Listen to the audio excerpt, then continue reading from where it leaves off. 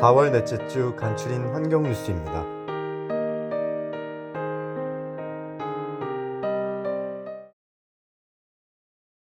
국산 기술로 만든 2층 전기버스가 4월 말부터 인천시 연수구와 서울 삼성역을 연결하는 광역버스 노선을 시작으로 순차적으로 운행됩니다.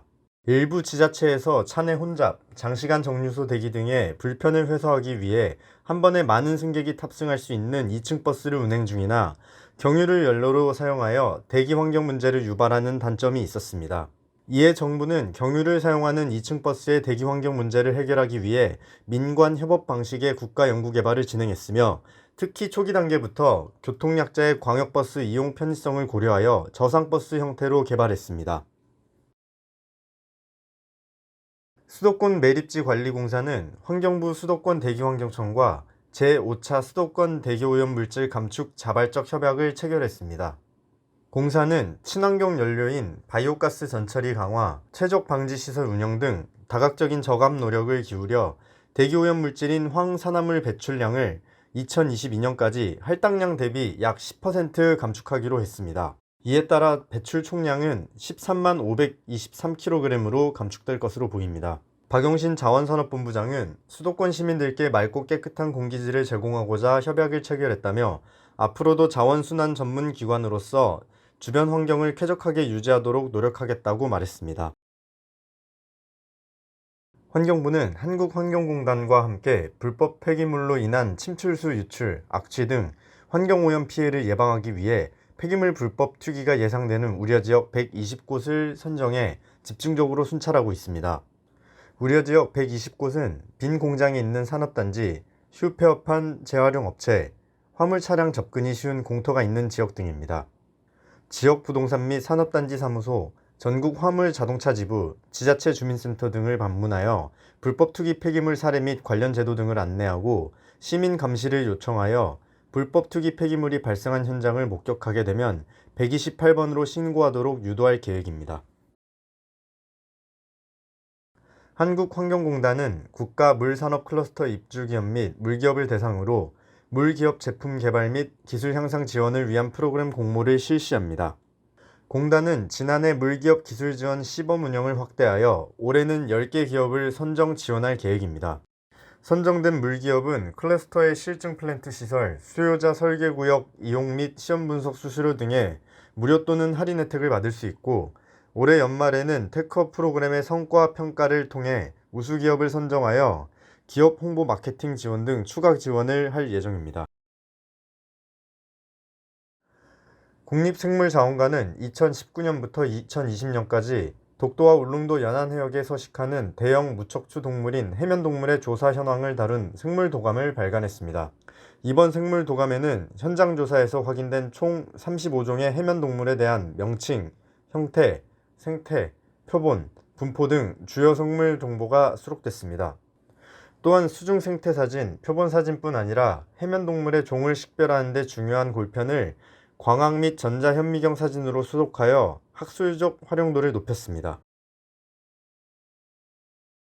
경기도 수자원본부가 4월 1일부터 12일까지 광역환경관리사업소, 보건환경연구원, 양주시, 동두천시와 합동으로 한탄강 지류 일대 수질오염 물질 배출 사업장 127곳에 대한 단속을 벌여 28건의 위반 사항을 적발했다고 22일 밝혔습니다. 대상 지역은 상패천, 효천천, 능안천 일대로 이곳은 2018년에서 2020년까지 한탄강 수계 수질 모니터링 분석 결과 오염도가 가장 높았던 지역입니다.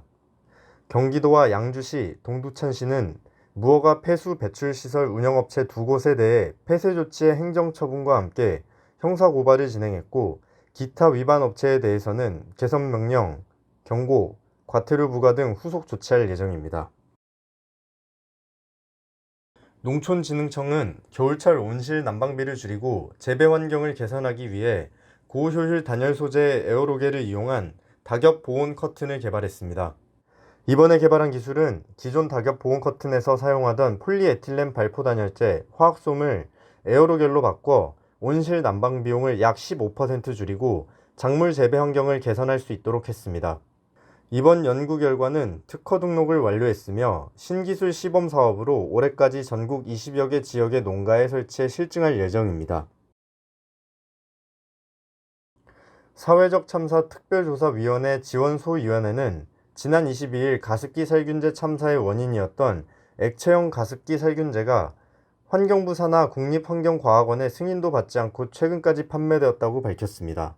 액체형 가습기 살균제를 판매한 온라인 쇼핑사는 가습기 살균제를 검색한 고객에게 해당 제품에 대한 광고 이메일을 보내는 방식으로 소비자에게 적극적인 홍보 행위를 했습니다. 이에 환경부는 불법으로 온라인상 유통되는 제품 관리를 더욱 강화하기 위해 사이버 조사단을 신설하여 선제적이며 상시적인 시장 감시 체계를 강화할 계획이라고 밝혔습니다.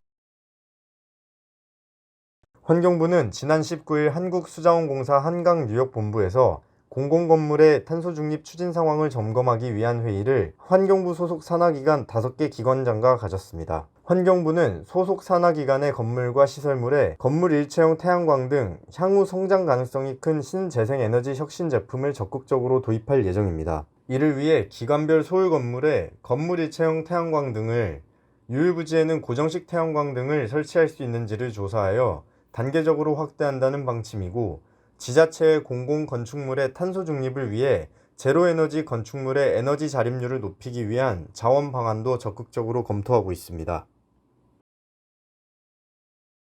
국회 환경노동위원회 윤준병 의원은 산업단지 내 설치된 폐기물 처리 시설의 영업구역을 산업단지 내로 제한할 수 없음을 법률에 명시하는 폐기물 처리 시설 설치 촉진 및 주변 지역 지원 등에 관한 법률 일부 개정 법률안을 대표 발의했습니다. 현행법에 따르면 산업단지에 의무적으로 설치해야 하는 폐기물 처리 시설에서 처리할 수 있는 폐기물은 그 산업단지에서 발생하는 폐기물로 한정되지 않음에도 법에 명확히 규정되지 않아 그간 산업단지 실시계획 승인 조건 등으로 산업단지 폐기물 처리 시설의 영업구역을 산업단지 내로 부당하게 제한하는 사례가 발생하고 있었습니다.